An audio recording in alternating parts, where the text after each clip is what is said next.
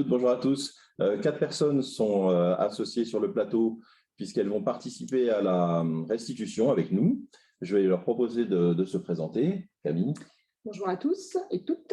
Camille Crétin, je suis chargée de mission au CAE de l'Isère. Le CAE de l'Isère, c'est le Conseil d'architecture, d'urbanisme et de l'environnement, mais je représente l'Union régionale des CAE. Sylvain Batigne, je suis chargé d'opération à l'EPORA, l'établissement public de l'Ouest Rhône-Alpes. Bonjour à tous, Amandine Rochet, je suis responsable d'opération à l'amélioration du patrimoine pour un bailleur social qui est Alpes Isère Habitat. Bonjour, Caroline Arnoux, je suis responsable du service ingénierie du patrimoine à l'EPF Auvergne, établissement public français. 2 personnes ont également pris en charge le pilotage des sous-groupes thématiques que l'on va découvrir tout à l'heure. J'aimerais les citer. Il y a donc Béatrice de la métropole de Lyon, Béatrice Couturier, et Patricia Gentil de l'EPFL Dauphiné. L'objectif de ce webinaire, c'est donc certes une restitution, mais débattre avec vous sur le contenu qui a été développé par 44 professionnels depuis le début de l'année, durant les 3 temps que nous avons rythmés sur ces travaux. Vraiment, on va faire en sorte que vous ayez du temps d'échange avec nous pour qu'on puisse recueillir vos propositions d'ajustement, de compléments et pouvoir avoir à la fin de ce webinaire un contenu, on va dire, fiabilisé, et on vous expliquera ce qui va en être fait derrière. Juste avant la restitution, on se doit aussi de vous présenter justement la manière dont a été conduit le processus méthodologique de cette réflexion collaborative. Donc, en quelques slides, je vais vous présenter ceci. Alors, juste aussi, on va vous faire des présentations et pour pouvoir intervenir, n'hésitez pas. Vous pouvez soit poser vos questions en bas de l'écran, là vous avez un Q&R, vous pouvez poser vos questions, ou en levant la main et on vous permettra de poser votre question directement aux personnes qui sont présentes ou à Patricia Gentil qui est à distance. Exactement. Le tout, c'est qu'une fois qu'on aura traité votre question, merci de désactiver votre main levée pour qu'on puisse, nous, avoir le fil actualisé des demandes d'intervention. Donc, la première séquence de nos 3 temps justement de travail a été un sondage en ligne qui a été diffusé début février de cette année auprès de 265 professionnels maîtres d'ouvrage et maîtres d'œuvre. On a eu 29 retours, donc un peu plus de 10%, ce qui est tout à fait louable pour ce type de taux de transformation de sondage en ligne. On voulait recueillir de la donnée, avoir déjà un certain panorama d'appréciation et de demandes pour pouvoir après travailler sur des séances présentielles. Notre sondage en ligne avait 4 angles de questionnement pour justement bien recueillir les contraintes liées à la pratique de l'économie circulaire. Premier angle, c'était auprès des maîtres d'ouvrage et maîtres d'œuvre, donc qui sont en bigarré orange, recueillir les contraintes qu'ils subissent dans leur fonction et leur périmètre de responsabilité. Le deuxième, c'est dans le cadre des interactions avec leurs partenaires, donc, qui sont en symbole bigarré bleu. Également, quelles sont les expressions justement de contraintes de leurs partenaires dans leur cadre, leur périmètre de responsabilité, leur domaine d'intervention. Et enfin également, profiter de ce questionnement pour recueillir leurs attentes, leurs recommandations, leurs souhaits pour optimiser leurs pratiques. On a pu justement traiter l'intégralité de ces remontées et en sont sortis 3 domaines de verrous révélés par ce sondage en ligne. Un premier domaine qui concerne la construction avec 22 verrous recensés. Le deuxième domaine sur ce manque de connaissances et manque de compétences, 21 verrous recensés. Et enfin, les contraintes liées aux enjeux assurantiels, réglementaires et juridiques avec 16 verrous recueillis. Nous avons organisé un deuxième temps, une séance présentielle où l'on a exploité justement ces verrous recensés dans le cadre du sondage en ligne. Donc, on s'est réunis le 12 avril avec une quinzaine de professionnels maîtres d'ouvrage et maîtres d'œuvre qui se sont répartis en 3 sous-groupes pour traiter soit construction, soit connaissances et compétences assurantielles et juridiques. Dans un premier temps, comme vous pouvez le voir sur ces photos, Ils ont traité et catégorisé les verrous recueillis dans le sondage qui relevait justement de l'un des 3 thèmes qu'ils avaient à traiter. Catégorisés selon leur niveau d'impact, l'impact de nuisance, on va dire, et de frein, faible, moyen, fort. Ça leur a permis de construire des packs de verrous et non pas les laisser isolés, et également de compléter par leur débat le panel de verrous à prendre en compte.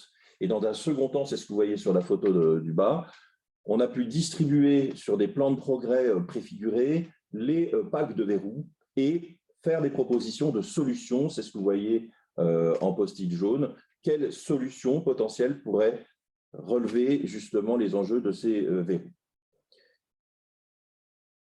Une deuxième réunion présentielle a été organisée le 5 juillet, cette fois-ci avec l'accueil de bureaux d'études, ingénieristes et entreprises de travaux publics pour challenger justement ces solutions potentielles.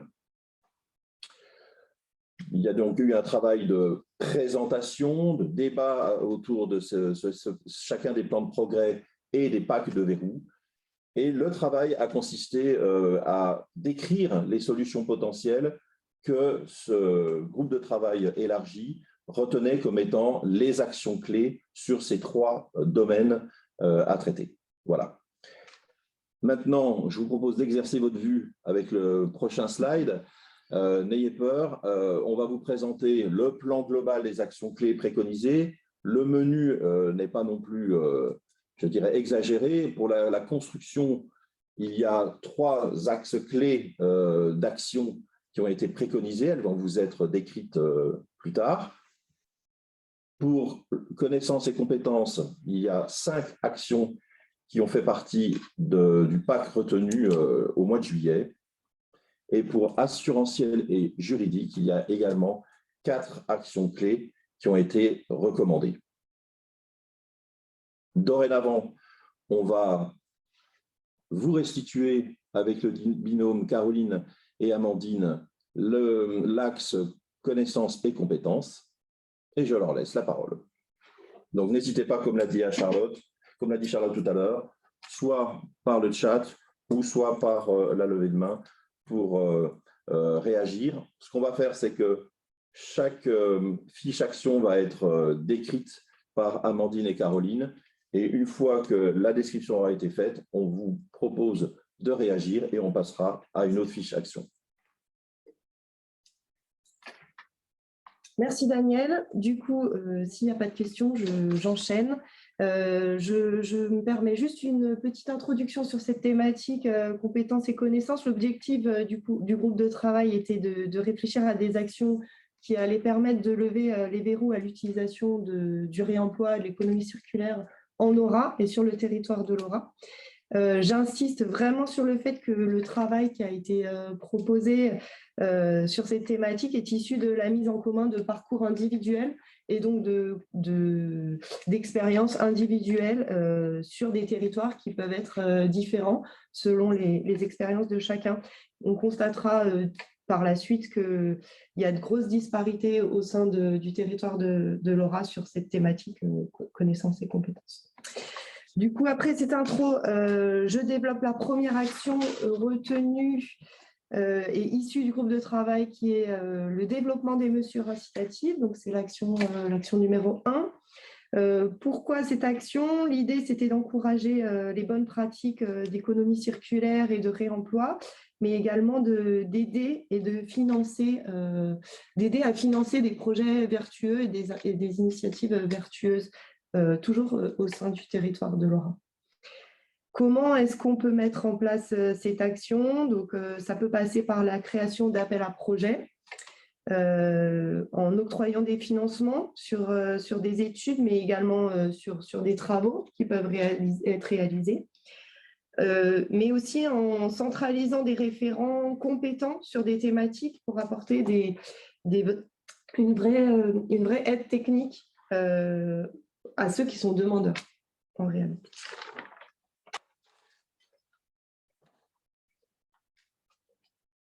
Les mesures incitatives peuvent aussi passer par la mise à disposition de foncier pour développer des initiatives. Alors, ça peut être des entreprises qui peuvent être demandeuses et aussi communiquer autour de projets d'acteurs engagés. Alors, il y a beaucoup de choses qui existent déjà sur le territoire. L'idée, c'est de pouvoir faire un maillage géographique de tout ce qui existe sur le territoire et de pouvoir le recentraliser en fonction de chaque territoire dans ces mesures incitatives. Donc, qui peut porter ces mesures incitatives? Premièrement, la région, par des financements et puis par des mises en place de référents sur cette thématique-là.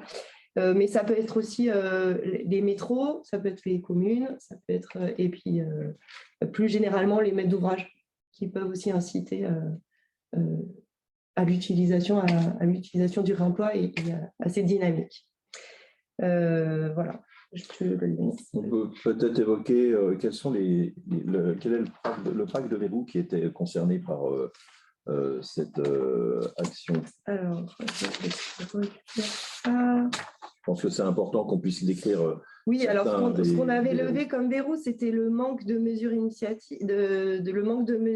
incitatives, pour permettre de s'inscrire dans cette thématique-là. C'était aussi le manque d'implication des maîtres d'ouvrage et des donneurs d'ordre. Alors ça, c'est un constat qu'on fait beaucoup sur la région. Et la difficulté d'avoir une vision d'ensemble propre à chaque patrimoine existant ou futur, permettant une démarche d'entreprise lisible. C'est les 3 verrous principaux qu'on avait levés. Très bien. Sur cette action-là, quels sont celles ou ceux qui veulent réagir? A-t-on des demandes? Pas encore. Pas encore. Eh bien, Caroline? Allez, moi, je vais vous présenter donc les 2 actions boîte à outils et centre de ressources en ligne qui vont s'articuler dans la chronologie, en fait.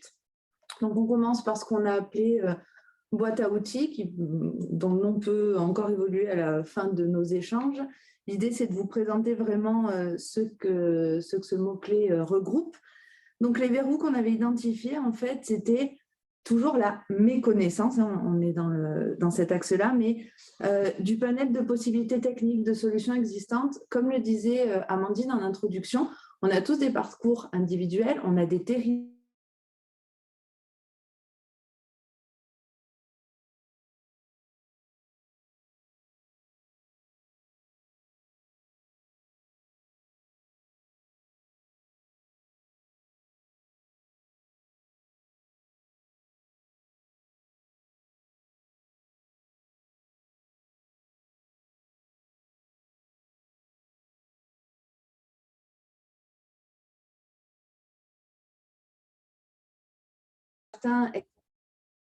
N'étaient pas des manques véritables. Enfin voilà, c'était 2 vérités qui coexistaient.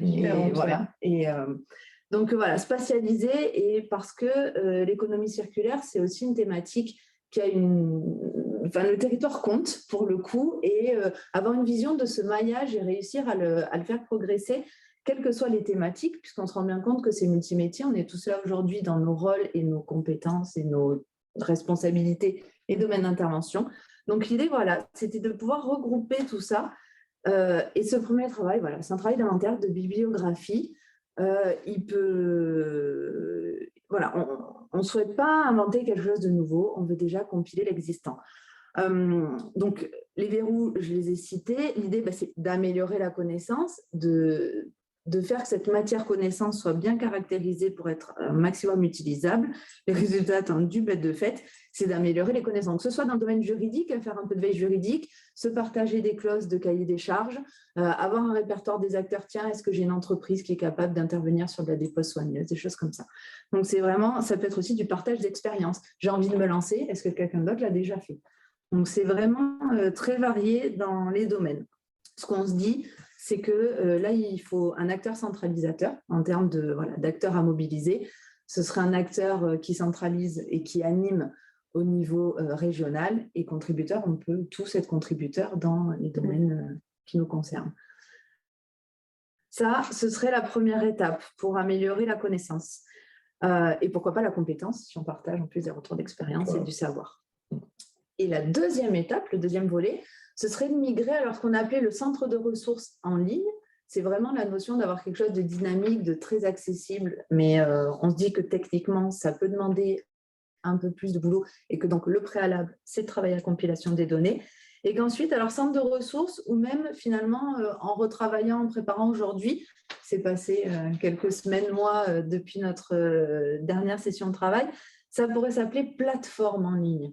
L'idée étant de dire, ça héberge beaucoup de choses. Ça héberge ce centre de ressources qu'on voudrait créer, qui est la compilation de données, mais aussi, et là ça fera écho à d'autres actions du groupe, pourquoi pas une marketplace. Donc ce qu'on disait dans la connaissance, parce que ça va dans le... Enfin, en fait, c'est des verrous qui ont été cités aussi bien dans les produits sur la construction que dans la connaissance. Je ne connais pas l'offre de produits à réemployer. Donc voilà.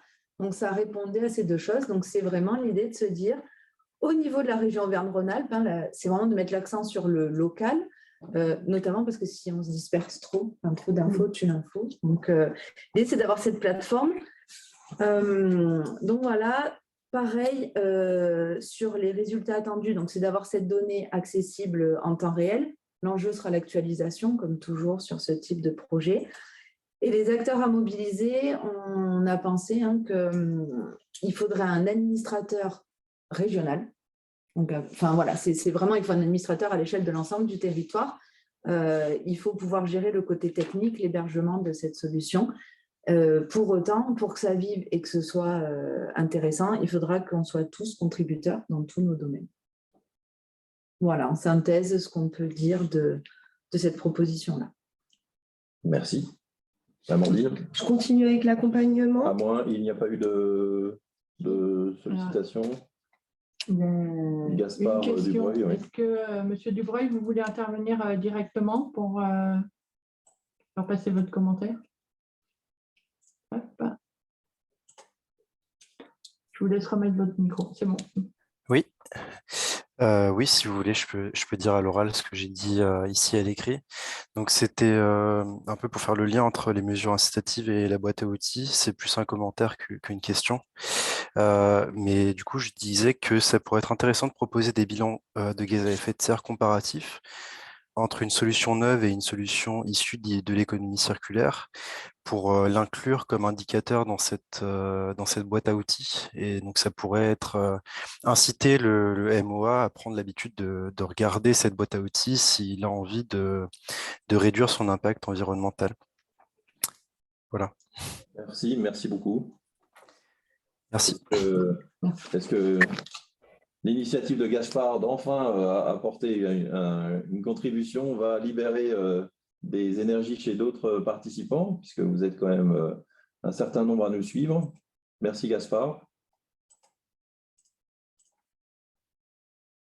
Eh bien, on enchaîne. On enchaîne avec l'accompagnement. Donc l'action suivante proposée, c'est accompagner et développer la filière économie circulaire. Du coup, les verrous qui ont été identifiés, c'était toujours ce terme de méconnaissance du panel et de possibilités techniques existantes, solutions existantes, mais aussi la méconnaissance par beaucoup des ressources disponibles, de tout ce qui se fait déjà, d'où l'intérêt de revenir en fait à cette boîte à outils et de recompiler toutes les initiatives individuelles qui existent déjà sur le territoire dans cette boîte à outils. L'objectif de ce développement en fait, d'accompagnement, c'est d'augmenter les connaissances des donneurs d'ordre, des maîtres d'ouvrage, mais aussi des politiques un peu plus largement, et d'encourager les nouvelles structures à s'engager sur cette thématique-là. L'idée, c'est de leur montrer qu'elles ne sont pas seules, de les accompagner, qu'elles aient envie de participer activement sur cette thématique d'économie circulaire. Et pour ça, l'idée est vraiment d'accompagner tout le monde pour que ça puisse aboutir, en tout cas. D'ailleurs, le pack de verrous était assez... ce sont les mots qui avaient été prononcés durant le sondage en ligne qui sont cash. Hein.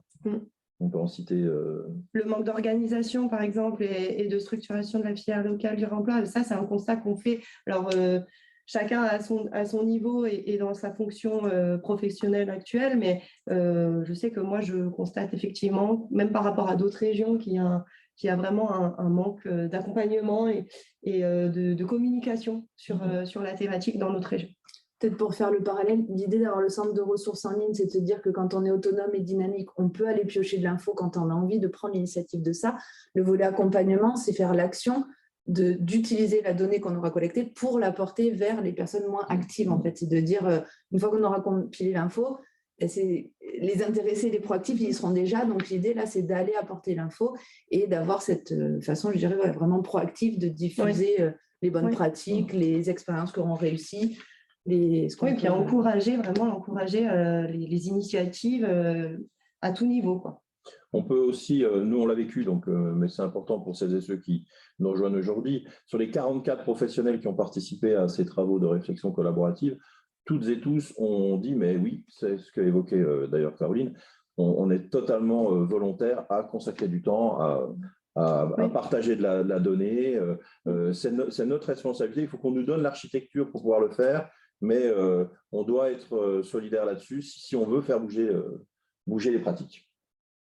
Et d'ailleurs, vous voyez que ce soit sur la partie construction ou la partie assurantielle, il y a des briques qui vont aussi dans le sens d'alimenter ce fameux centre ressources en ligne.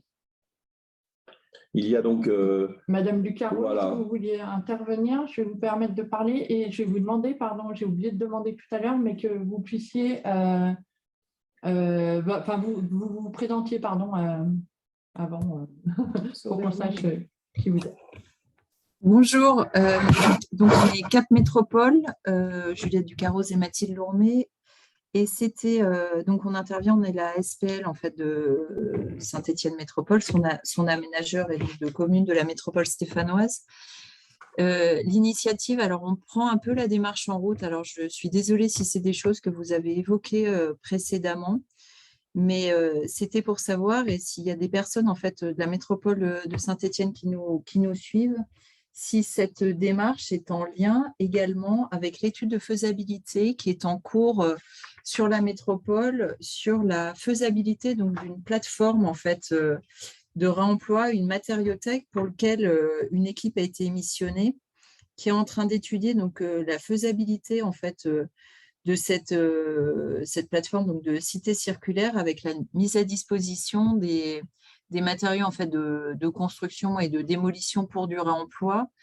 Donc voilà, il y a plusieurs réunions qui ont déjà eu lieu avec des prises de contact avec les différents maîtres d'ouvrage, les entreprises BTP, les maîtres d'œuvre pour connaître en fait les conditions de réussite de cette cité et notamment justement tous les freins juridiques à lever, que ça soit les questions d'assurance en fait pour assurer donc ces matériaux de réemploi, la question de la mise à disposition, là c'est un peu le marketplace que vous évoquiez tout à l'heure, donc là il y a vraiment un lien très fort entre ces deux démarches et c'était pour savoir voilà, si le lien était déjà fait, voilà, un peu comment ça s'articulait.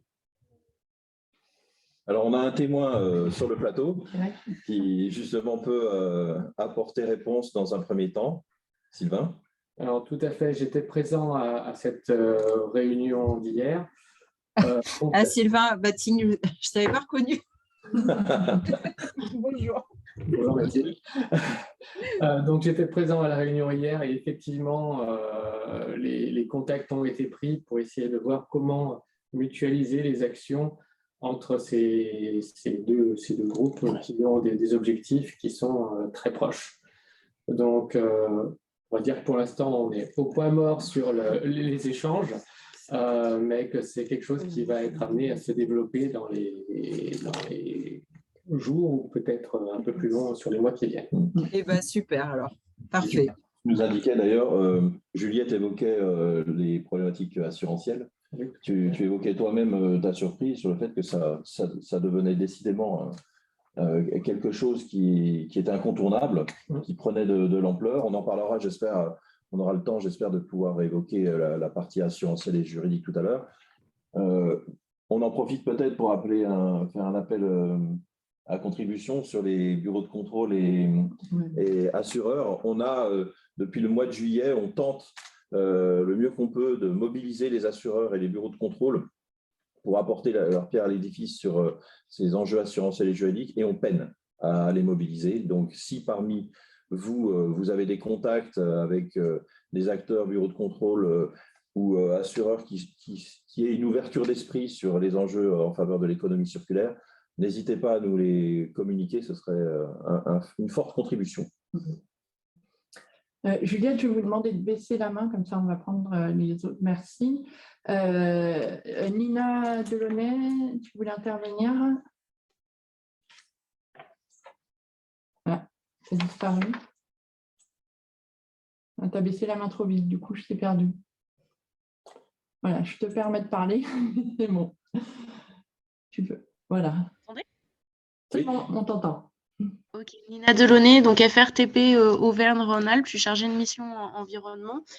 Je voulais partager avec vous un outil qu'on a à disposition dans la profession qui est Matériaux. C'est une plateforme en fait en ligne qui permet à la base d'offrir, enfin qui offre une cartographie au niveau France, alors c'est pas régional, de toutes les plateformes qui reçoivent des déchets de la construction, qui permet pour le maître d'ouvrage de rentrer l'adresse du chantier, de calculer les distances aux différentes installations. Donc c'est une plateforme qui a été créée en collaboration avec l'UNICEM, c'est la FRTP et l'UNICEM. Et sur cette plateforme, il y a déjà des outils réglementaires, il y a pas mal de fiches de retour d'expérience, enfin, il y a beaucoup d'infos. Alors, ça vaut peut-être le coup de les réorganiser, de les compléter, de les actualiser peut-être sur certaines thématiques. En tout cas, cette plateforme, elle a le mérite d'exister et s'il faut rajouter peut-être des choses, vous avez parlé effectivement d'échanges, s'il faut rajouter alors je ne sais pas sous quelle forme, mais peut-être un forum pour pouvoir favoriser les échanges entre les acteurs, ça pourrait peut-être se faire adossé à cette plateforme. Bon, vous avez parlé également d'un annuaire. Il y a possibilité d'ouvrir des fonctionnalités, donc d'après... Ah bah de toute façon, oui. Parfait. On pourrait rajouter des pages, on pourrait rajouter des choses. Après, c'est un projet à monter, mais en tout cas, ça serait dommage de faire quelque chose d'encore. Bien sûr, on veut surtout pas. Oui, mais c'est l'idée. On veut surtout pas créer des mondes parallèles. Des choses qui sont déjà existantes. Alors, ce que j'entends de ce que Nina dit, c'est que c'est surtout, ça compile aujourd'hui beaucoup de plateformes de stockage de matériaux, donc en fait du concret, quoi, des échanges de matériaux qui se font concrètement.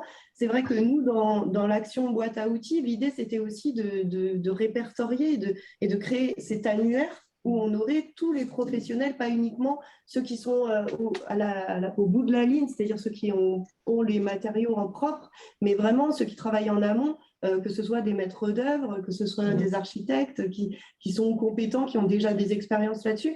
Et aujourd'hui, c'est peut-être un peu ce qui manque et de la manière dont vous décrivez ces plateformes, c'est vrai que c'est cet annuaire spécifique, économique circulaire, maillé au territoire de l'Aura. L'idée, c'est de ne pas se disperser, parce qu'aller chercher un maître d'œuvre à Paris, ça n'a pas de sens quand on parle d'économie circulaire. Bien sûr. Donc, bien sûr.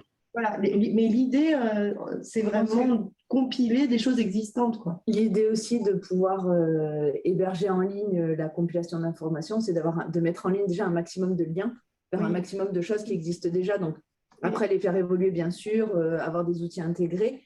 Mais oui, typiquement, là, c'est le genre d'initiative qu'il est bien de recenser. Et voilà. L'idée, c'est vraiment de centraliser l'existant et de se donner le temps après de développer le complémentaire, mais peut-être d'avoir recensé tout l'existant. Oui. C'est vraiment ce travail de biblio qu'on citait au début, en disant on a recensé tout, on a les liens vers tout, et quand on sait vraiment tout ce qu'on a, on voit ce qu'on complète.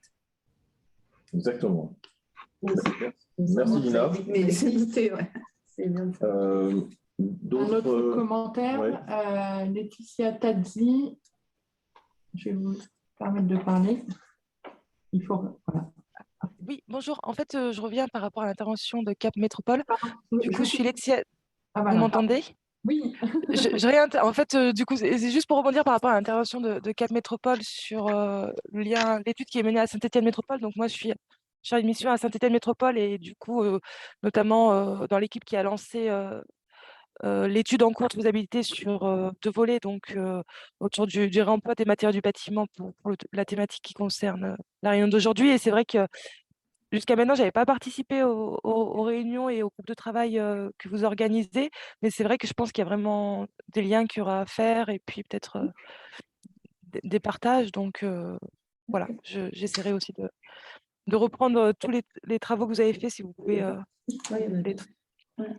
Et donc voilà, nous, on est dans une première phase là, de diagnostic, et puis après, pour aller un peu plus loin sur voir comment ça peut se mettre en place un projet en termes à la fois des différents modèles qui peuvent se mettre en place, des acteurs qui pourraient aussi être porteurs de projets sur ces sujets-là. Parfait. Caroline. On regardait pour info sur Cap Métropole, donc il y avait personne à l'atelier d'avril, mais pour le coup, on avait 2 personnes de Saint-Étienne au mois de juillet. C'était Sandrine Chaussinan et Joseph Perreton. Je ne sais pas si vous connaissez vos services respectifs, mais pour le coup, si vous voulez boucler l'info en interne, peut-être Sylvain, tu les connais mieux. Mais... Oui. Effectivement, je les connais, mais ils étaient là uniquement pour les juillet, quand on a partagé, ouais. Non, juillet. Ils sont notés dans les Ils sont notés, mais ils étaient pas. Ah bah non, en présentiel. là en fait, on a les 44, voilà. Peut-être que ces personnes étaient en sondage en ligne, justement. C'était au sondage. Voilà, sondage en ligne. Si vous voulez recouper. Tout à fait, parce que là, c'est bien février à juillet, les 44, en effet.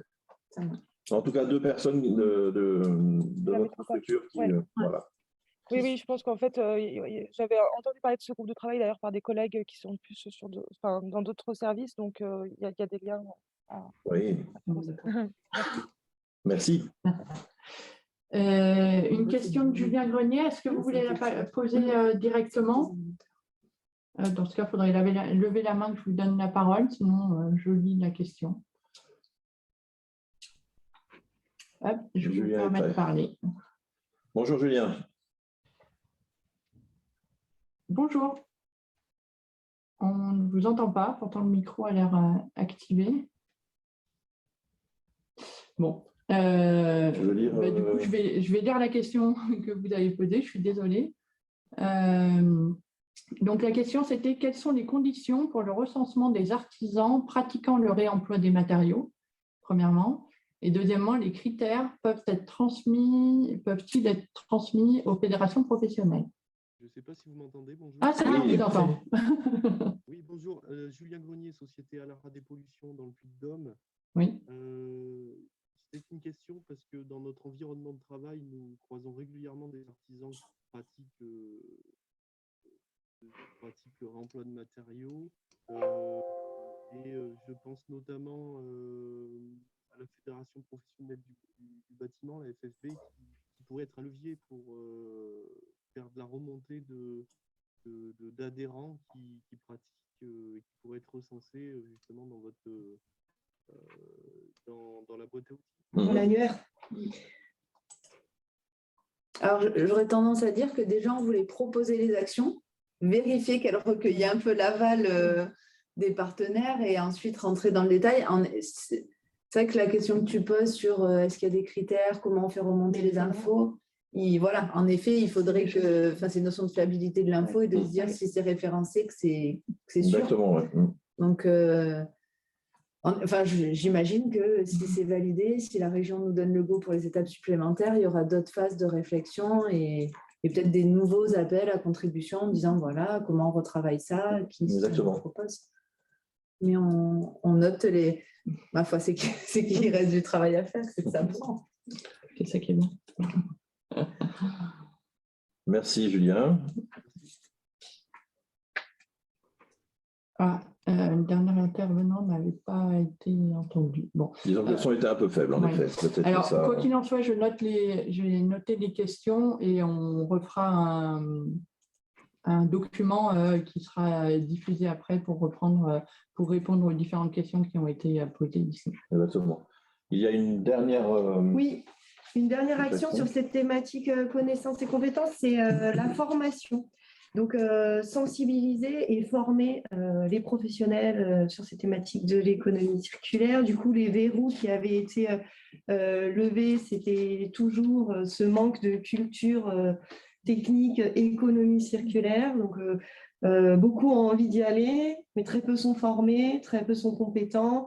et il est compliqué de trouver aujourd'hui des acteurs très compétents ou même compétents en la matière. L'idée, c'était de répondre à ce verrou-là, que ce soit dans l'ingénierie, donc des manquements de compétences dans l'ingénierie, mais aussi au sein propre des entreprises. Comment aujourd'hui déconstruire proprement pour réemployer. Ça, c'était les verrous qui avaient été levés. Et après, il y avait aussi en verrou le faible nombre d'entreprises qui étaient experts en déconstruction sélective. Et donc, l'idée de cette action formation, c'était de les former, les accompagner et leur donner les bases pour permettre ces déconstructions sélectives. L'objectif de cette solution, c'est de faire en sorte que la thématique économie circulaire fasse partie des pratiques courantes de chacune des entreprises, en tout cas qui ont envie de s'engager dans cette déconstruction sélective. Et le résultat, c'est de viser quasiment toutes les entreprises. Aujourd'hui, on a beaucoup de difficultés à trouver des entreprises qui veulent s'engager sur de la déconstruction parce qu'il y a toujours des risques. Donc, l'idée de cette action formation, c'est de les aider à mieux déconstruire, à se former. Comment est-ce qu'on peut mettre en place cette action? Ça passerait peut-être par le développement de modules de formation, soit en parcours initial ou continu en fonction d'éventuels... on pensait peut-être à des gens qui ont envie de se reconvertir ou de changer leur méthode de travail, pouvoir les accompagner en faisant évoluer les pratiques, surtout des entreprises qui vont être motrices là-dedans. Et puis, globalement, c'était ça, cette action formation. L'idée, c'est que se dire que le réemploi, c'est peut-être vieux comme le monde, mais pour autant, c'est des pratiques un peu nouvelles. Donc, comment on fait que les professionnels qui rentrent sur le secteur sont formés en formation initiale? Ça s'apprend à l'école, ça devient la base dans les pratiques. Et comment ceux qui sont sortis de l'école il y a un petit peu de temps peuvent se remettre à la page. On est peut-être pas mal être un peu autodidacte finalement sur cette économie circulaire, mais comment on arrive à rendre ça très courant? L'action formation prenait sens aussi pas mal dans la mesure où c'est une commande de la région et que la région travaille sur la formation. Donc, ça fait sens aussi d'avoir ce type d'action. On se disait que là aussi, c'est intéressant, mais peut-être d'avoir un répertoire des formations. C'est-à-dire que ça peut être un jeune qui se dit, tiens, l'économie circulaire, ça m'intéresse. Je me mets sur la plateforme, je regarde. Et vraiment, si on va loin, on peut aller sur, pourquoi pas sur les offres de stage, sur les mémoires, Et peut-être qu'un travail à pousser avec la région, ce serait vraiment de faire cet inventaire des formations. Parce que, nous, ça fait longtemps qu'on n'est pas allé à l'école, en tout cas sur ce thème, et peut-être qu'il existe dans certaines universités, certains lycées pro, déjà un panel de formation. En tout cas, celle-là, il faudrait qu'on les mette en avant et d'identifier si véritablement ça marche. Et ça rentre dans le lieu ressources. Après, c'est toujours pareil, il y a des choses déjà qui existent sur le territoire et je sais que Ecomat 38 a déjà développé un module formation. Alors, c'est né d'une entreprise d'insertion sociale à qui on a donné la chance à ces jeunes, moins jeunes, de pouvoir se former. Alors, ça a été sur le terrain, mais je sais qu'Ecomat, ils sont très moteurs là-dedans. Et donc, c'est s'inspirer aussi de ce qui a déjà été fait. Et peut-être que Bruno Jalabert, il peut aller donner un coup de main dans un lycée. C'est des choses qui peuvent être peut-être imaginées. Merci Caroline, merci Amandine. Y a-t-il des questions où on peut conclure la thématique connaissances et compétences avant de passer à la thématique construction? On vous laisse quelques secondes de réaction si certaines ou certains veulent réagir avant de passer au deuxième thème. On est parfaitement dans les temps, mesdames, bravo. Et bien c'est parti. Dorénavant, Camille et Sylvain vont vous présenter les actions retenues dans leur thématique construction. Oui, alors en effet, dans le groupe de travail, ce sont 3 principales actions qui sont recensées. Évidemment, ce n'est pas exhaustif, mais l'échange est là pour alimenter vos contributions, vont permettre d'alimenter toute cette réflexion.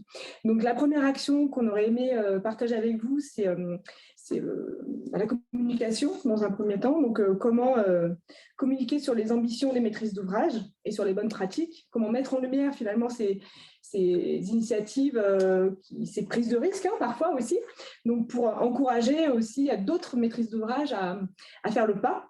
Donc, l'idée étant de communiquer par l'exemple pour sensibiliser, pour rassurer également, parce que la prise de risque peut faire peur.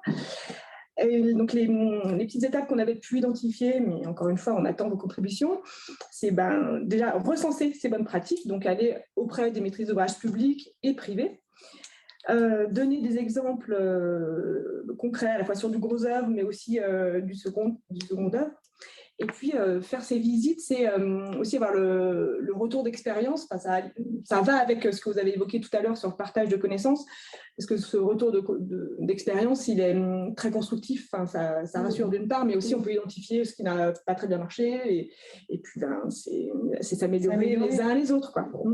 Donc, bien sûr, c'est à la fois aller voir les maîtrises d'ouvrage publics, les maîtres d'œuvre aussi, qui peuvent être à l'initiative ou qui prennent en charge ces projets-là. Et puis, l'accompagnement peut se faire grâce à des AMO, des CAE, des associations comme VAD, les écoles d'archi aussi, entre autres.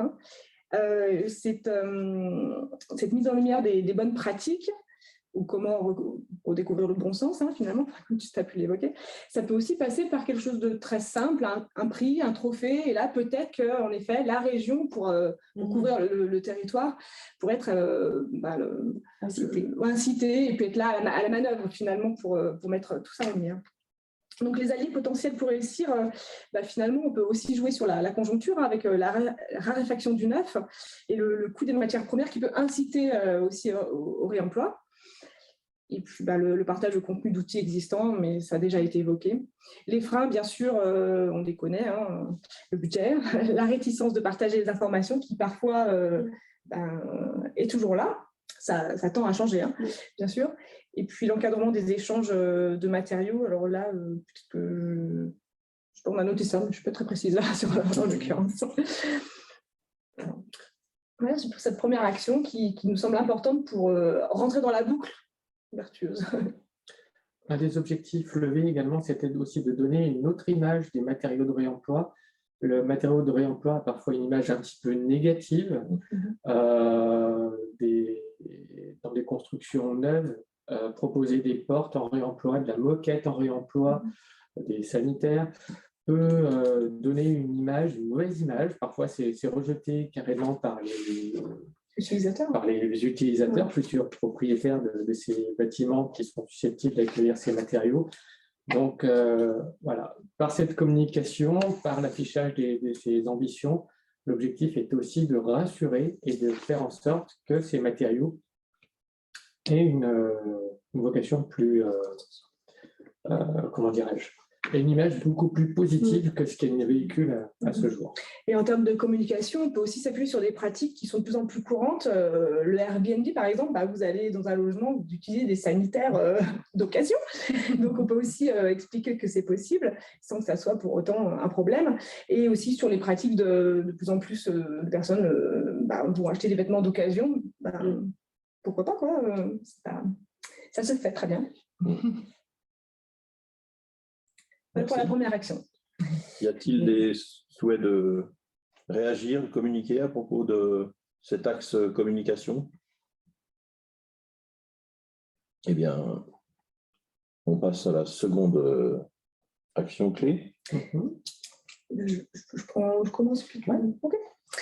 La deuxième action, c'est la question l'enjeu, c'est le stockage des gisements.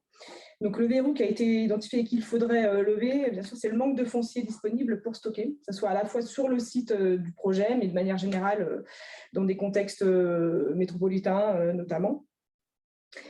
Et l'idée étant l'objectif, c'est de développer les plateformes physiques de recyclage et de réemploi.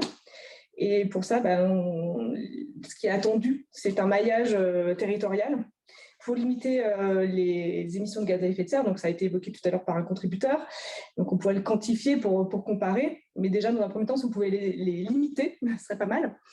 Et ce maillage territorial, évidemment, il faut qu'il soit adapté au contexte géographique, topographique et de contraintes foncières, de foncier disponible. Une des principales actions, c'est de recenser ces fameux fonciers disponibles, même temporairement, et des outils qui ont été évoqués, évidemment la DUP foncier, et peut-être aussi à l'échelle urbaine, mettre un OPC, avoir quelqu'un qui a cette vision-là globale et qui pourrait connaître un peu les disponibilités et sur quelle période. Donc là, on s'adresse plutôt aux collectivités, bien sûr, aux SPL, aux SEM et aux EPF. Une autre étape serait de déterminer les entrants, déchets, produits réemployables, utilisables, via des ressourceries et matériothèques. Donc là, on a un panel de possibilités à mettre en place, mais c'est émergent. On dirait que la plupart, ça a été évoqué avec Saint-Étienne, ça se met en place.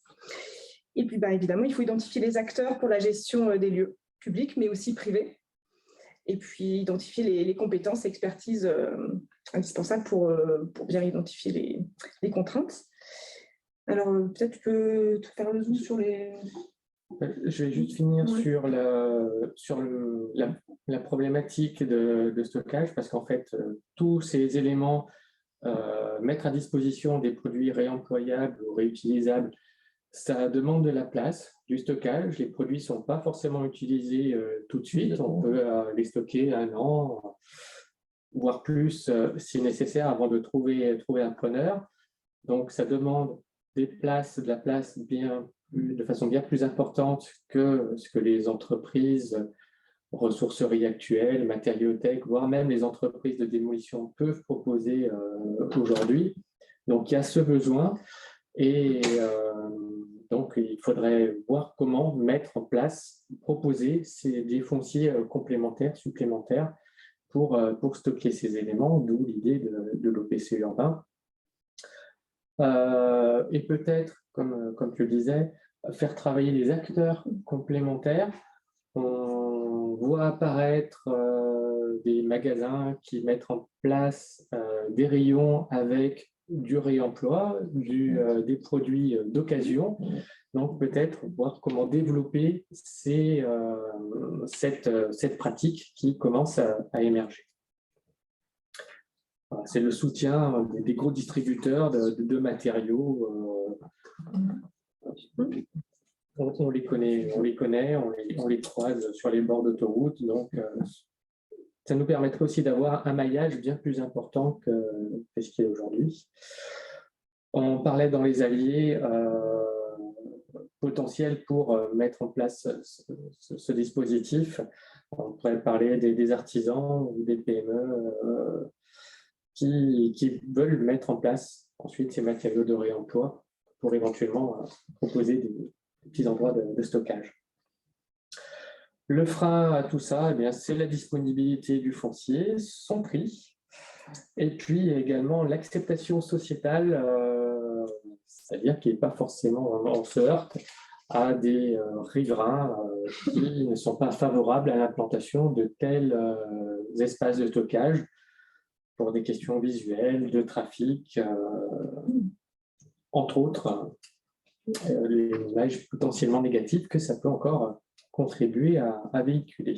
Et un frein qui peut s'ajouter à cela, c'est le manque de visibilité du temps du stockage et du chantier, parce qu'évidemment, ça peut prendre du retard. Donc, cette temporalité, c'est également un facteur freinant.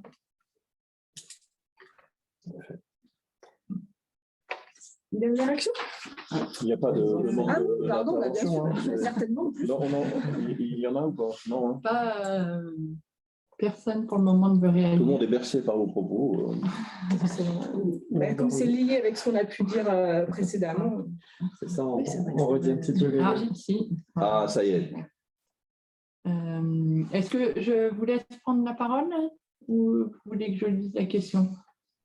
Dans ce cas, il faudra lever la main si vous voulez parler. Hop, je vous ai permis de parler, il faut activer votre micro. Bonjour, vous m'entendez? Oui, très bien. Bonjour, Xavier Langtin, donc je suis ingénieur maîtrise d'œuvre dans un bureau d'études d'aménagement urbain. Et je voulais savoir si sur ces questions de stockage, on parle uniquement du stockage des matériaux et matériels ou également il des besoins en atelier ou en machine industrielle pour remettre peut-être en état certains matériaux ou matériels? Là, on avait imaginé que le stockage matériaux et matériels, mais si on prend l'exemple du cadran solaire à la tronche en Isère, forcément, il faut un petit peu bricoler sur place, quoi. Mais s'il y a un besoin, si c'est un besoin qui a été identifié de votre part, on peut peut-être l'ajouter. Je pense que c'est peut-être un usage à pas omettre, mais que pour le coup, si on arrive à trouver la place sur la plateforme, peut-être que la création de la zone d'atelier n'est pas le plus impactant une fois qu'on a le foncier. C'est le plus anecdotique a priori en termes de besoin de surface, mais effectivement, c'est quelque chose qu'on n'avait pas relevé. On n'avait pas prévu cette étape. On peut se dire. Merci Xavier. Est-ce qu'il y a d'autres souhaits d'intervenir? Où tout le monde est collé au suspense d'un troisième axe fiche action? Eh bien, à vous. Alors, la troisième action, on l'a déjà pas mal abordé précédemment. Voilà, c'était de faire ce lien entre les matériaux disponibles, matériaux et équipements disponibles, et le public susceptible d'acheter, d'acquérir ces éléments, donc la mise en place d'une plateforme numérique.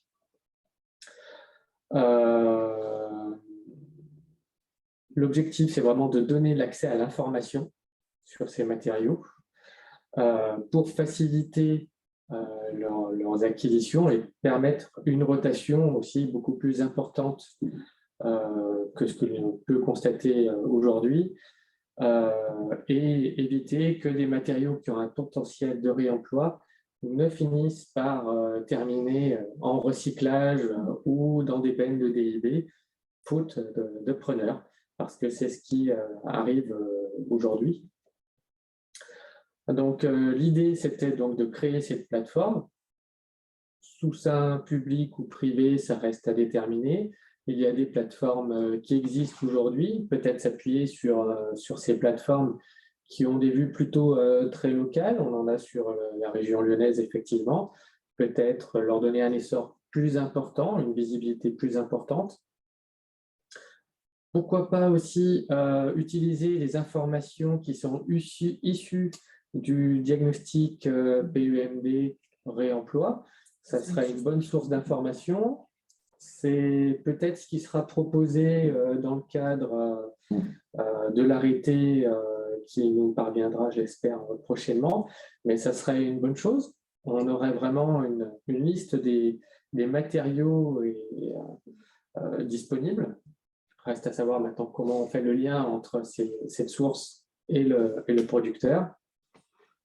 Et puis, il y aura toujours forcément l'aspect communication sur ces plateformes, comment la rendre accessible aux entreprises dans un premier temps, artisans, il ne faut pas les oublier, parce que les artisans font actuellement du réemploi, mais on peut les aider à en faire encore un petit peu plus, mais communiquer aussi avec le grand public, qui est un grand consommateur aussi de ces matériaux. Mais c'est vrai que d'arriver à partager l'info au stade diagnostic, ça permettrait d'anticiper, de se donner un peu d'air sur les calendriers avec la fiabilité d'un diagnostic, mais ça nous permettrait de se prendre un temps d'avance un petit peu. Quoi. Ouais. Ça permettrait aussi peut-être d'identifier avant le démarrage d'un chantier tous les matériaux qui sont déjà pris et travailler tout de suite avec des entreprises qui auront du personnel formé pour faire des mais c'est vrai. Et puis ça peut même t'éviter le temps de stockage si c'est assez anticipé. On est en train de décrire un monde extraordinaire. On aimerait. Osons. Y a-t-il, merci, tu avais terminé, Sylvain, excuse-moi. Non, on avait toujours, on rebondit. Je complète juste sur un élément, c'est qu'il y avait l'aspect coût quand même de ces matériaux qui parfois peut avoir un aspect un petit peu rédhibitoire. Prenons l'exemple des parquets qui sont assez complexes à déposer et qui peuvent présenter donc un attrait financier assez faible aujourd'hui. toujours l'image de la seconde main, et puis parfois l'aspect sanitaire, hygiénique de certains matériaux qui, quand on les récupère, peuvent repousser un petit peu certaines personnes. Voilà. Il y a un élément qui avait été évoqué lors des échanges, de discussions, c'est que des plateformes numériques, comme tu le disais, il en existe déjà un certain nombre. Donc, certains ont mis de leur temps et donc forcément à la poche pour développer une méthode, un processus qui fonctionne. Donc, mettre en commun, bien sûr, c'est une volonté, mais il ne faudrait pas non plus que tout le monde soit perdant, les pionniers soient perdants sur ces contributions, quoi. Donc, c'est un petit appel à la région, aux financeurs, quoi. Y a-t-il des propositions d'intervention avant, puisque nous avons un timing fantastique, on va pouvoir justement vous présenter les actions liées aux enjeux assurantiels et juridiques. Je dis ça pour que Patricia et Béatrice se mettent sur les starting blocks, elles sont en distanciel. Il n'y a pas de réaction, il n'y a pas de... Non, je me demandais si Vincent Julien voulait éventuellement faire part de l'expérience sur justement le partage de l'info au moment du diagnostic, ce que vous aviez fait sur... Vincent, tu es obligé, là, tu as vu, Charlotte compte sur toi. Je sais pas s'il a envie. Il est là, on l'a vu. Non, ne te cache pas, Vincent, tu es détecté. Il peut aller faire couler un café. Non, mais peut-être qu'on pourra on en a déjà parlé dans le cadre d'idées friches et dans le cadre d'autres actions, mais le PFL 73 avait fait des fiches actions justement au moment du diagnostic, pas des fiches, pardon, ressources au moment des diagnostics sur certaines de leurs friches, justement pour permettre le réemploi de certains éléments et que ça nous semblait assez intéressant. On pourra recommuniquer dessus largement. Est-ce que d'autres personnes ont envie de partager soit des expériences, soit commenter Alors moi, je veux bien partager une expérience toute fraîche. Oui. Alpizer Habitat, donc premier bailleur de l'Isère, a été retenu avec l'USH sur une expérimentation réemploi, donc sur une résidence à nous de Saint-Marcelin, où on va démolir 56 logements et réhabiliter 40 autres logements sur la même résidence. Dans le cadre de cette démolition, on a réalisé un diagnostic PEMD avec l'aide du bureau d'études EOD, qui du coup nous a produit un tableau avec la référence de tous les gisements. Et dans le cadre de cette expérimentation avec l'USH, l'USH nous propose de travailler avec Upcyclea, qui est justement une plateforme, un outil numérique qui permet d'importer notre gisement et de le mettre à disposition d'autres bailleurs. Et alors, je me permets du coup cette intervention là sur ce groupe de travail. Aujourd'hui, Alpizer Habitat est le seul bailleur engagé sur la région. Donc, on a mis à disposition nos matériaux, mais aujourd'hui, il n'y a personne qui a accès puisque personne n'est engagé dans la démarche. Voilà. Donc, il y a plein d'outils qui existent, mais l'appel est là aussi. Il est important d'aller plus loin qu'une simple envie. Et c'est pour ça qu'on parle aussi toujours d'accompagnement de communication. Et Camille l'a bien redit. Il faut oser se lancer. Et on sait qu'on va être accompagné. On sait qu'il y a plein de choses qui existent. Il faut centraliser. Et justement, il y a du réemploi sur les... Alors, nous, dans le cadre de la réhabilitation, on va réemployer des matériaux de la démolition, notamment des menuiseries qu'on va remettre en place dans la réhabilitation. On va récupérer des rayonnages, on va récupérer des portes métalliques, mais par exemple, ou un sanitaire, puisqu'on reconstruit un local régie. Mais on a 56, entre guillemets, 56 sanitaires, 56 éviers à dispo, 56 lavabos. Et ça, c'est un gisement qui peut peut-être intéresser certains, mais toujours dans la réticence de est-ce que je suis capable de remettre un WC droit? Est-ce que je suis capable de remettre un lavabo sur colonne dans une installation neuve? C'est toujours des appréhensions. Ouais. Merci Amandine. Merci, ouais.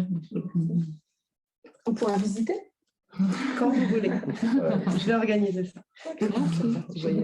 Voilà. Donc la troisième partie qui est consacrée aux enjeux assurantiels et juridiques, on va donc proposer à Patricia Gentil et Béatrice Couturier de vous présenter, vous décrire succinctement les actions, puisque comme on vous l'a dit en introduction, on réservera un temps spécifique quand on aura rallié à la cause les assureurs et les bureaux de contrôle. Ça devient wanted bientôt dans la région, donc on arrive à les mobiliser, parce que ça fait quand même plusieurs mois qu'on tente de les inciter. Qui évoquait, si, on évoquait justement le fait que même dans le livre que tu... Ah oui, qui est sorti dernièrement. Alors, voilà. Je retrouve... C'est intéressant. Il y a un mouvement de fond, entre guillemets, qui interpelle les assureurs, mais ça... Alors, l'ouvrage est sorti aux éditions Le Moniteur en septembre dernier. L'auteur principal, mais ils sont plusieurs contributeurs, hein, bien sûr, c'est Pierre Bédériz, qui est enseignant à l'école d'architecture de Grenoble. Et le titre, je le cherche, mais c'est un super ouvrage. C'est Réemploi et architecture ou architecture et réemploi? C'est ça, Réemploi, architecture et construction. Merci Patricia. Dans lequel on retrouve toutes les problématiques qu'on évoque là, mais il y a aussi des pistes et aussi des exemples, alors plutôt nationaux, mais les plateformes, par exemple régionales, sont bien mises en avant. Il y a aussi l'aspect réglementaire, assurantiel, enfin, le sommaire est assez riche, hein, donc ça peut être une source d'information pour aller plus loin aussi. Et responsabiliser les acteurs. Oui. Patricia, tu es parmi nous. Tu vas pouvoir donc... Béatrice est-elle présente? Elle a... Super. Oui, je suis là. Génial. Donc, le duo Béatrice et Patricia vont vous présenter les actions clés qui ont été retenues sur le volet justement assurantiel et juridique. Tu parlais de la trame, enfin du PEMD. Tu vois, c'est une donnée d'entrée aussi qui est retenue dans ce volet. Mesdames, c'est à vous. Merci.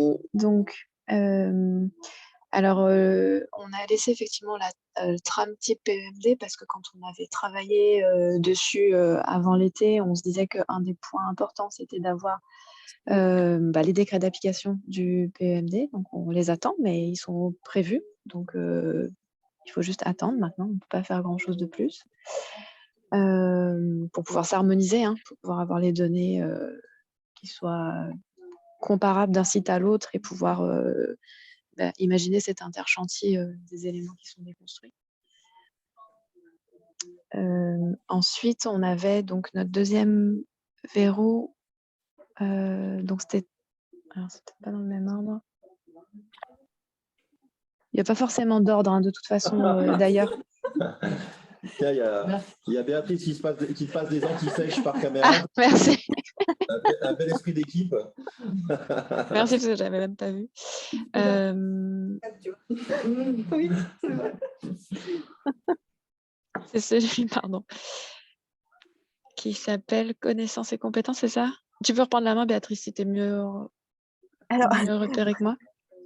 Mais c'est vrai que je ne l'avais pas forcément dans cet ordre-là non plus, parce que il y avait donc le diagnostic PEMD. Moi, j'avais noté aussi la question de l'AMI assureur BTP pionnier. Voilà. Donc, voilà. Alors, je sais pas, on cite juste pour l'instant et puis on y revient dessus après. Comment vous voulez fonctionner, ou on rentre dans le détail plus tout de suite? Non, on va parler des verrous et puis les solutions qui ont été identifiées, donc en précisant encore une fois que c'est par nous tous dans le groupe de travail et qu'on aurait bien aimé avoir des interlocuteurs qui savent répondre à nos questions, parce que si ça se trouve, il y a des questions qui se répondent toutes seules quand il y a des bureaux de contrôle ou des assureurs qui sont parmi nous. Et d'autant plus, par exemple, moi qui suis à le PFL, en fait, je ne construis pas, je fais que mettre à disposition des éléments. Donc, il y a certaines pratiques auxquelles je ne suis pas confrontée. Donc, alors oui, là, si on parle des verrous par rapport à cette action-là, l'idée c'était, en fait, on s'aperçoit que certains matériaux de réemploi ne sont pas encore, c'est vrai aussi pour les matériaux biosourcés, géosourcés, sont pas encore couverts par des normes et par, on va dire, les techniques courantes. C'est aussi vrai pour le réemploi, donc ça génère des coûts supplémentaires. Donc l'idée, c'était, pour lever le verrou, d'estimer, enfin, d'avoir un résultat qui serait 100% des marges de réemploi facilement assurées. Voilà. Et donc l'idée également, ça serait de voir comment on peut niveler les surprimes ou les surcotes, et puis embarquer, en fait, créer un mouvement vers l'avant des assureurs pour le réemploi. Voilà. Et puis derrière ça, il y a aussi toute l'idée de monter en compétences collectivement sur ces sujets-là, parce qu'aujourd'hui, les questions assurantielles, elles sont quand même, on va dire, maîtrisées par un tout petit nombre de personnes. Alors, même si du côté des maîtres d'ouvrage et des maîtres d'œuvre, on a forcément eu, à un moment ou à un autre, besoin de se coltiner à ces sujets, mais je veux dire, on y rentre par un petit bout, par une petite porte, on regarde un aspect du sujet, mais on n'est pas forcément des connaisseurs, enfin, on n'a pas une vision d'ensemble très, très précise. Voilà, donc ce serait effectivement d'essayer de mettre à niveau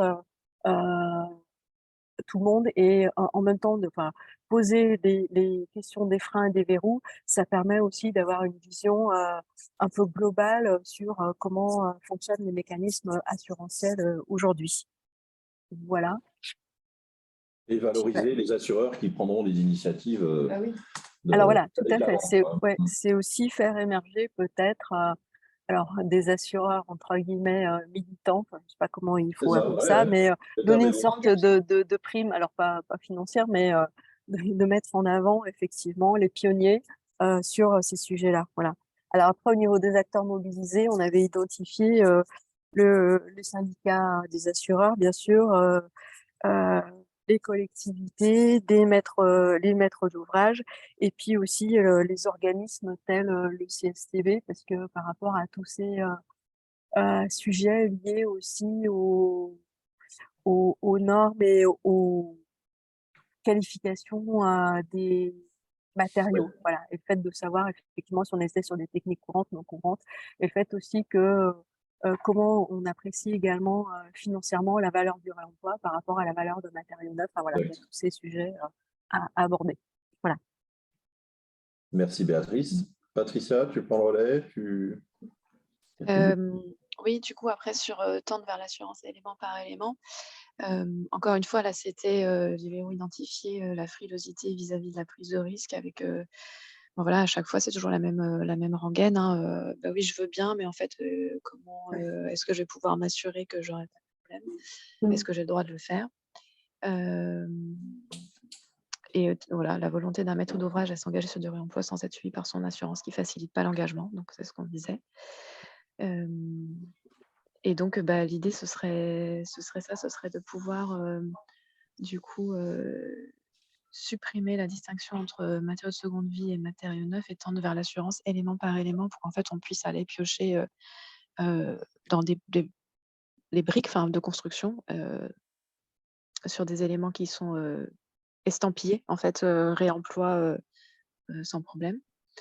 Et bah, c'est encore toujours les mêmes acteurs, hein, les assureurs, les collectivités. On avait identifié la Fédération française des TP, la CAPEB, la Fédération du réemploi, qui est donc, je crois, toute récente.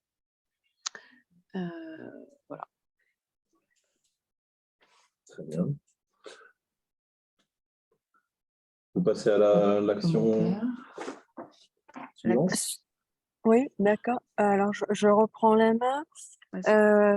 Donc, c'était une action qui relevait de l'emploi et de la formation, mais en fait, plus liée sur la question de la responsabilité élargie des producteurs.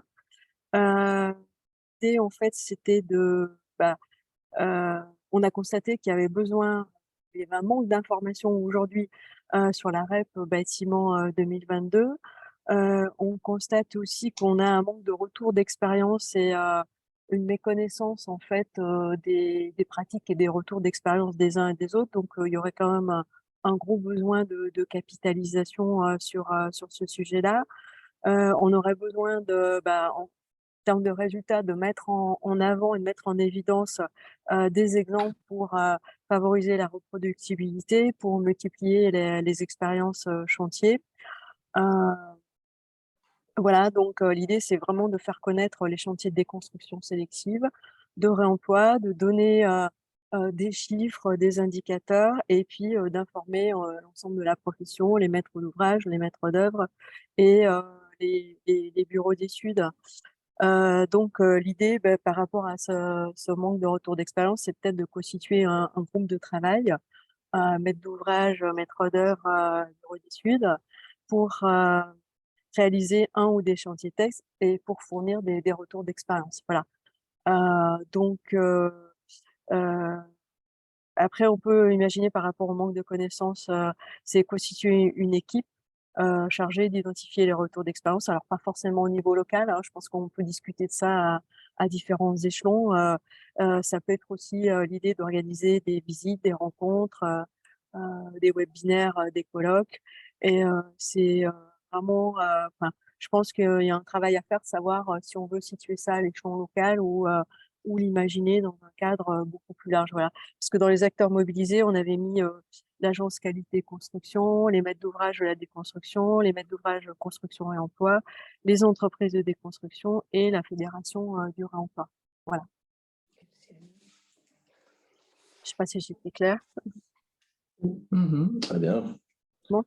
Est-ce que ça génère des demandes d'intervention du côté des participants? Oui, Patricia, sinon tu as...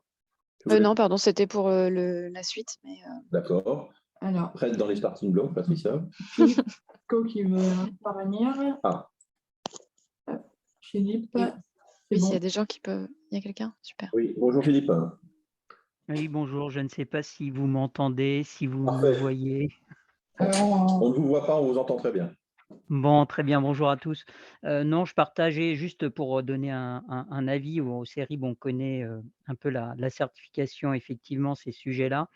Alors, moins sur le réemploi, évidemment, hein, vu le, disons, le développement en cours. On partage totalement l'intérêt d'un AMI sur le sujet évoqué. Je pense qu'effectivement, ça va être de nature à vraiment, disons, s'appuyer sur les acteurs motivés et commencer disons, à mettre en avant un certain nombre de méthodologies efficaces. Exactement. Ce qui est effectivement, ça a été dit, il y a un vrai manque, on va dire, de référentiels dont les normes font partie, mais il n'y a pas que des normes dans les référentiels, mais il y a un vrai manque de référentiels qui synthétisent de façon consensuelle des méthodologies soit pour opérer des essais, caractériser des performances résiduelles, établir un plan d'échantillonnage pour essayer de valider les performances résiduelles sur l'ensemble de l'eau à réemployer.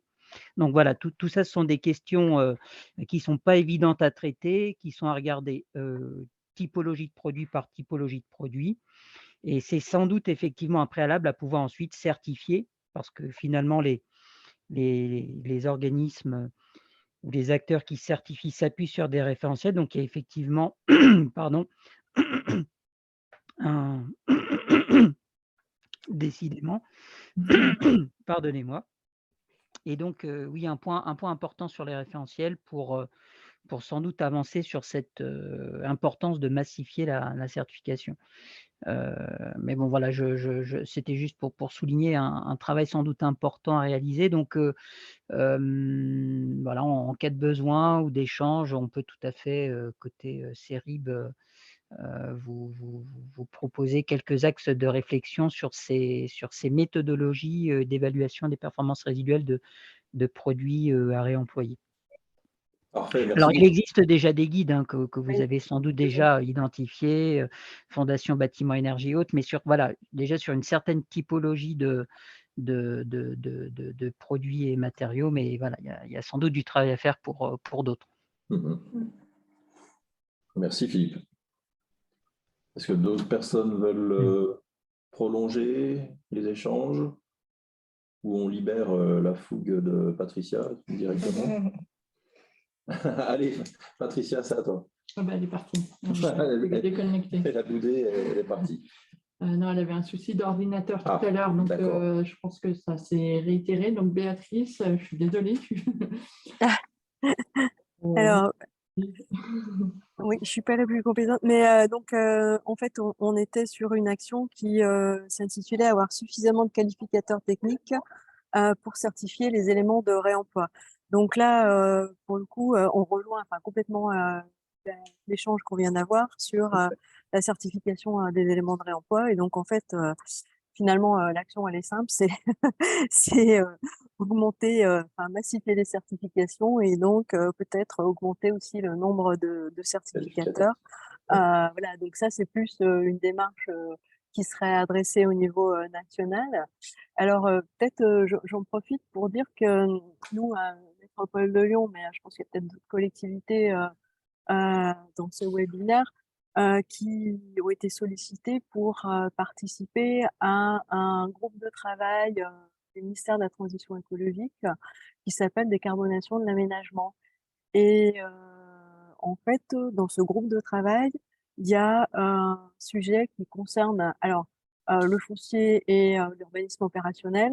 Et à l'intérieur de ce sous-groupe-là de travail, il y a un sujet sur l'économie circulaire. Et donc, ce qui est attendu des collectivités, c'est vraiment de faire remonter les verrous, les freins. Donc, ça rejoint, il y a une grande proximité quand même avec les travaux de conduite que Sera Dura et puis les travaux que nous, Métropole de Lyon, on peut conduire sur nos plateformes des acteurs du BTP sur ces sujets-là de freins et leviers liés au réemploi. Et donc, je dis ça parce que s'il y a des verrous qui relèvent du niveau réglementation ou législatif, c'est vraiment le moment de les faire remonter, de les adresser au ministère de la Transition écologique. Et ça, typiquement, ce dont on parle là, le fait de massifier les certifications, ça peut tout à fait faire partie des propositions de remonter pour adresser effectivement. Alors, c'est pour préparer un futur projet de loi sur la décarbonation de l'aménagement pour l'été 2023. Voilà. Et donc, le ministère de la Transition écologique fait en travail, on va dire, préalable d'écoute des propositions qui remontent du terrain des acteurs locaux. Voilà. Donc, si vous êtes intéressé, vous pouvez contribuer tout à fait à ces groupes de travail. Voilà, petite information en parallèle, mais qui est vraiment liée à ce sujet-là. Hein, parce que moi, l'action telle que elle est décrite là sur effectivement massifier les certifications et renforcer les certificateurs, je pense que c'est quelque chose qui relèverait effectivement de ce qu'on pourrait adresser au ministère. Voilà. Parfait, merci beaucoup. Patricia qui est revenue, est-ce qu'il y a des choses à... Désolée, du coup, j'ai pas suivi l'intervention de la personne, ça a coupé à ce moment-là. Je pense pas grand-chose à apporter. Donc, Béatrice a pris le relais suite à ta petite coupure et donc a présenté l'action augmenter le nombre de qualificateurs techniques. Et elle a évoqué aussi on va dire une consultation, une remontée d'informations par un groupe de travail du ministère de l'environnement. On dit comment maintenant? La transition écologique, voilà.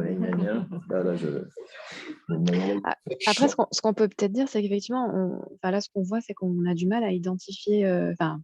On a quelques noms de bureaux de contrôle qui font le job pour pouvoir faire du réemploi. Les assureurs, il y a un manque d'identification, donc peut-être qu'ils n'existent pas.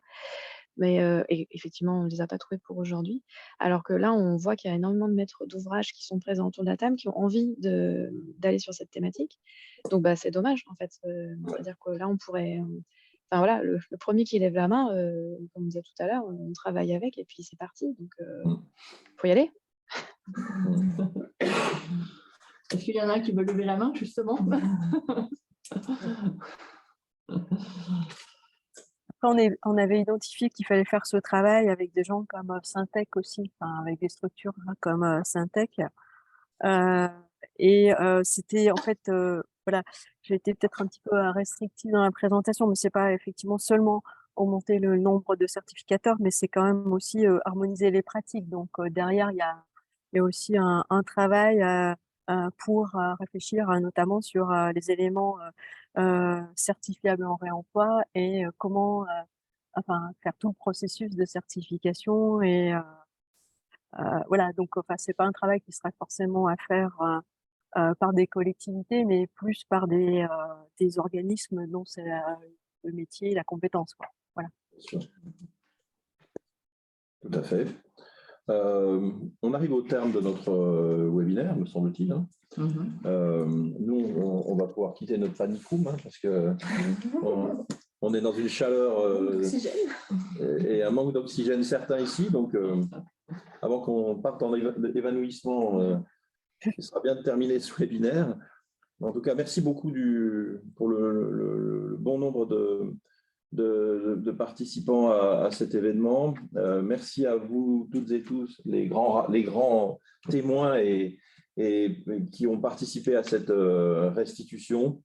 Merci Patricia, merci Béatrice également. Merci à tous les contributeurs, hein, quand même 44 professionnels qui ont contribué à ce contenu. J'espère que vous l'estimez déjà en bel élan de caractérisation des actions clés à mener. Merci aussi aux membres de la région, hein, Aura, qui font partie aussi des personnes qui ont assisté à ces travaux, à cette restitution, pardon. On reviendra évidemment vers nos interlocutrices et nos interlocuteurs. Charlotte. Oui, c'était pour donner donc la suite un peu de l'accord volontaire de filière, donc là qui arrive à son terme en fin d'année, mais il y a encore des actions en cours et notamment un appel à projet pour les entreprises qui souhaitent améliorer l'économie circulaire, pour les maîtres d'œuvre qui veulent faire des démonstrateurs éventuellement en économie circulaire. Donc, il y a un appel à projet. Il y a eu de la communication, que ce soit par l'UNICEM, la FRTP ou Indura. Donc, n'hésitez pas à vous rapprocher de Nina Delaunay à la FRTP ou de moi-même chez Indura pour qu'on puisse vous en dire plus, vous aider à monter éventuellement les dossiers, puisqu'il faut les poser avant le 31 décembre. Et puis, voilà, on va continuer à travailler sur ce plan d'action qu'on vous a présenté pour lever ces verrous et pouvoir l'année prochaine se dire que ouais, on fait tous de l'économie circulaire et qu'on a fait bouger les lignes. Ouais. Voilà, on a fait bouger les choses. Donc, merci à tous, tous les participants et puis voilà, on reste disponible pour échanger. Au revoir. Bonne journée. Merci. Au revoir.